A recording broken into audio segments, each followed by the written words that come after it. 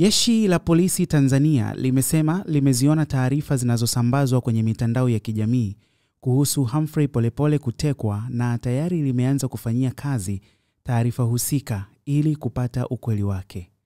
Taarifa iliyotolewa na msemaji wa Jeshi la Polisi makao makuu ya polisi Dodoma leo Oktoba 6, 2025 imenukuliwa ikieleza yafuatayo.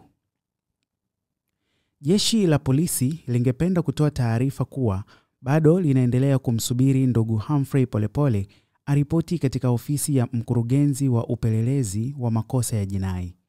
Alitumiwa barua ya wito kwa mujibu wa sheria za nchi aripoti katika ofisi ya mkurugenzi wa upelelezi wa makosa ya jinai ili atoe maelezo kuhusiana na tuhuma mbalimbali alizozitoa kupitia mitandao ya kijamii, lakini hadi leo hajatekeleza maelekezo hayo kwa mujibu wa sheria. Jeshi la polisi limeona taarifa zinazosambazwa kwenye mitandao ya kijamii na ndugu zake kuwa ametekwa na tayari tumeanza kufanyia kazi taarifa husika ili kupata ukweli wake. Taarifa hii imetolewa na Jeshi la Polisi.